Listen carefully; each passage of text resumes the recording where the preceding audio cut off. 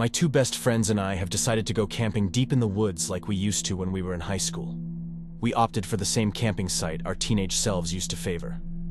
It's a 3-hour drive from our hometown. We're expecting to see quite a few people there. But I guess this site's not as popular as it used to be because, after driving down a long forest road for a good half-hour without crossing another car, we get to our allocated spot and there's not a single soul around. We're a little surprised. But we settle our tents anyway and start a fire for the night. I don't remember the woods being this quiet. Apart from the sound of the fire, we can't even hear a single animal. At first, our chatter covers the silence, but it's so gripping that it sneaks up on our mood. And soon, even we are sitting there in silence, watching the flames. I was hoping this would be more fun. I'm about to go to bed when the voice of a young woman startles us. "Why so serious?" she asks, smiling. We look at each other as if to check we're not the only ones suddenly seeing her. It's like she appeared out of nowhere. What is she doing here alone? "My site's not far from here," she explains like she's read my mind. "Can I have a beer?" We hand her one, and so she comes to sit next to us by the fire. She's tiny and graceful, and once she's seated, I notice her steps are as silent as the woods. She has that type of face that you feel like you've seen before. There's something familiar about it, something nostalgic. "So is no one going to tell a story?" she asks with a small, teasing smile. We're sitting alone by a fire at night. Seems like the perfect opportunity. Josh, who seems charmed, offers to go first. His story's not that engaging though, and so our new friend offers to go next. She has this glint in her eyes, like she's really excited about what's coming next. "It's the story of a girl," she says. "A high school girl who's about to graduate.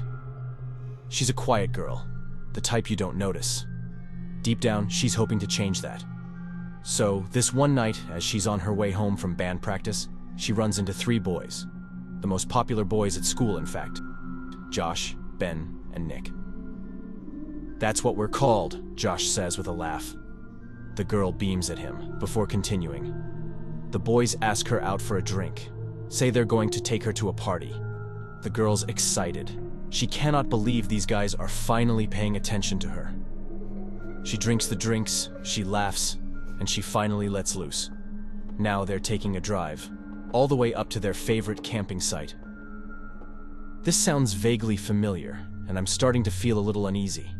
But I can tell I'm the only one. The guys are completely engrossed by the story.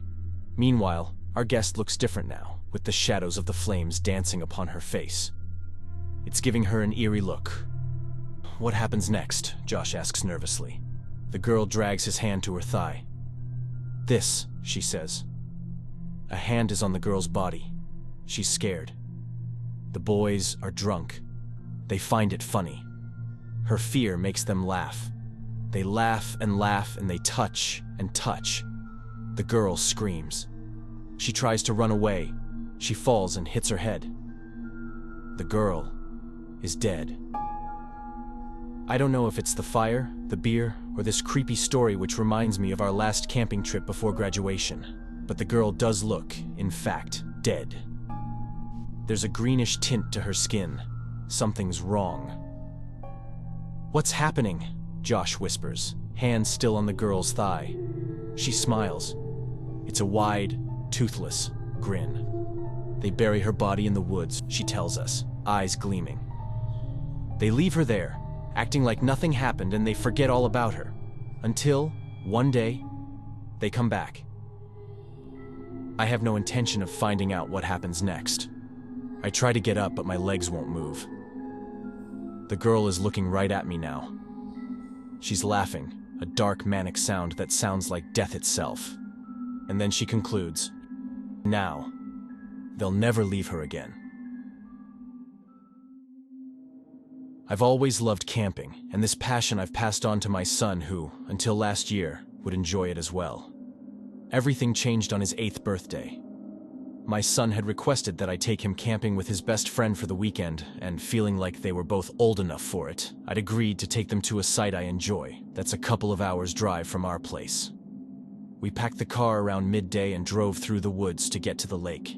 It's a pretty popular spot for families, which I thought would be best for a night with 2 kids. But once we got there, both boys were disappointed that we weren't going to a more isolated part of the woods, which to them was the real camping experience. I foolishly agreed to set up the tent deeper in the woods, and we hiked about 30 minutes away from the lake. We found a good spot to set up our tents. The boys would sleep together in the slightly bigger tent, and I'd take a small one beside them. I leave the boys to play some cards while I go look for dry wood a bit further, though not far enough that I can't still see them, should I wish. As I'm looking around, I hear footsteps coming from behind the trees just a few meters away. I've been camping often enough to know the difference between human and animal steps, so I know for sure there's someone nearby. I call out, thinking it must be another camper. The footsteps stop. I find that a little strange, so I look around as best as I can while keeping close enough to the boys, but I don't see anyone. However, I do notice fresh footsteps on the ground a couple of meters from where I was. There was definitely someone there. Why didn't they reply when I called out? I go back to the camp, slightly tensed, and get a fire starting. By that time, the sun has fully set. Though it was probably just a passing hiker, I now regret not having set up camp near other campers. But it's too dark out now to trek back and set up camp where I'd initially wanted, so I decide we'll do that tomorrow morning. After dinner, the boys get into their tents to tell each other creepy stories, and I stay by the fire to keep a lookout. I don't hear any more footsteps, but I can't shake the feeling that something's wrong. I stay for quite a while, during which nothing happens, and at about 1 a.m. I put out the fire and head for my tent. I can't seem to close my eyes though, like I just know something's about to happen. I end up lightly dozing off when, an hour later or so, I'm awakened by the sound of footsteps right outside our tents. I sit up as quietly as I can. The footsteps are circling our tents, though it seems they getting closer to the boys than my own. Slowly, making the least noise I can, I grab a knife from my backpack. And that is when I hear the sound of a zipper slowly coming down. Except, it isn't mine. Someone's trying to get into the boys' tent. I rush out as my son's piercing scream fills my ears. The tall shadow of a man is standing right by the boys' tent as I emerge, knife in hand, ready to strike. The man sprints off into the woods. My first instinct is to chase that bastard down, but the kids are scared and crying. I tell them to stay close as I call for help and restart a fire while the park rangers are on their way. I tell the kids to get inside their tent as I wait by the fire to keep watch, all the time hoping the man we saw doesn't come back armed or with a friend. Luckily, the rangers get there pretty fast. They walk us back to our cars, and I drive us out of the woods in the middle of the night. A few days later, I get a call from them to let me know they couldn't find the guy, though they did discover a small campsite not too far from ours. And with our stalker's abandoned belongings was a disposable camera that took several pictures of kids who'd been camping in the area, including some of my son and his friend. The rangers assured me the police had been notified already, but nothing came of it. The man was never caught.